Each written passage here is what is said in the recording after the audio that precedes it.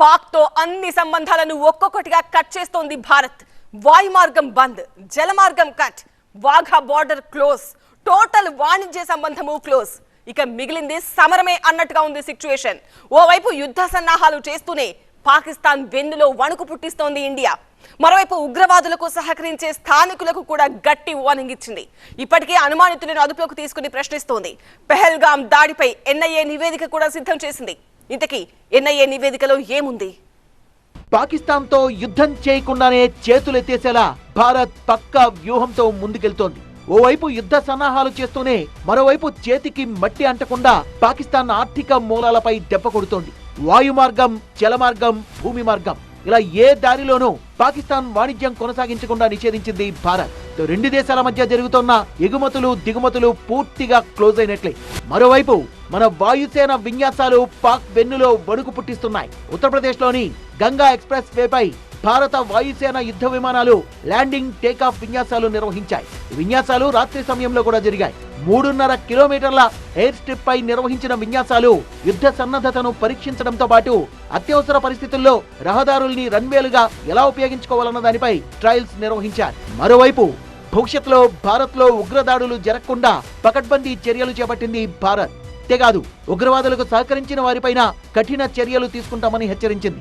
ఈ నేపథ్యంలో జమ్మూ కశ్మీర్లో పోలీసులు భద్రతా బలగాలు 100కు పైగా ప్రాంతాల్లో సోదాలు నిర్వహించారు. ఉగ్రవాదులకు సహకరించారన్న అనుమానంతో 100 మందిని అరెస్ట్ చేశారు. ఈ సోదాల్లో నిషేధిత అల్ ఉమార్ ఉగ్రవాద సంస్థ వ్యవస్థాపకుడు ముస్తాక్ అహ్మద్ జర్గాన్ నివాసాలు కూడా ఉన్నాయి. ఎన్ఐఏ డైరెక్టర్ జనరల్ సదానంద 2 రోజుల పాటు శ్రీనగర్ లో పర్యటించి బైసరన్ లోయలో దర్యాప్తును స్వయంగా పర్యవేక్షించారు. సందర్భంగా భవిష్యత్తులో ఉగ్రదాడుల్ని నివారించడానికి భద్రతా చర్యల్ని మెరుగుపరచడంపై ఉన్నతాధికారులతో చర్చలు జరిపారు. ఉగ్రదాడికి సంబంధించిన ప్రాథమిక నివేదికను ఎన్ఐఏ కేంద్ర హోంమంత్రిత్వ శాఖకు సమర్పించనుంది. ఇందులో లష్కరే తోయిబాతో సంబంధం ఉన్న నిందితుల వివరాలు, వారి ఓవర్ గ్రౌండ్ నెట్వర్క్ పై సమాచారం ఉందని తెలుస్తోంది. పెహల్గాం ఉగ్రదాడికి సంబంధించి 3000 మందిని విచారించింది ఎన్ఐఏ. పహల్గాం ఉగ్రదాడి తర్వాత స్థానిక ఉగ్రవాదులు, పాక్ ఉగ్రవాదులకు సహకారం అందిస్తున్న ఓవర్ గ్రౌండ్ వర్కర్స్ ను అరెస్ట్ చేశాయి భద్రతా బలగాలు. ఎల్ఈటీతో సంబంధాలున్న ఇతర ఉగ్రదాడుల కేసుల్లో అరెస్ట్ అయిన నిందితుల్ని కూడా విచారించింది ఎన్ఐఏ. పీఓకేలో స్థానికులకు యుద్ధ భయం పట్టుకుంది. ఇప్పటికే ఆహార నిల్వలపై అలర్ట్ ప్రకటించింది కేంద్ర ప్రభుత్వం.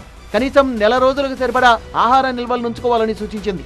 మరోవైపు ఇప్పటికే పాకిస్తాన్ పై ముప్పేట దాడి చేస్తోన్న మోదీ సర్కార్ మరో కీలక నిర్ణయం తీసుకుంది. పిర్రవీగుతోన్న పాకిస్తాన్ ఆర్థిక వ్యవస్థను దెబ్బతీస్తేనే కరెక్ట్ అని కేంద్రం భావిస్తోంది. పాకిస్తాన్ దిగుమతులపై నిషేధం విధించింది. ఈ నిషేధం అన్ని వస్తువులకు, ఉత్పత్తులకు వర్తిస్తుందని కేంద్రం స్పష్టం చేసింది. దిగుమతులతో పాటు గూడ్స్ ట్రాన్సిట్ పై కూడా నిషేధం విధించారు. జాతీయ భద్రతను దృష్టిలో పెట్టుకుని కేంద్రం ఈ నిర్ణయం తీసుకుంది. ఎలాంటి మినహాయింపులు కావాలన్నా ముందస్తు అనుమతులు తీసుకోవాలని వాణిజ్య శాఖ స్పష్టం చేసింది.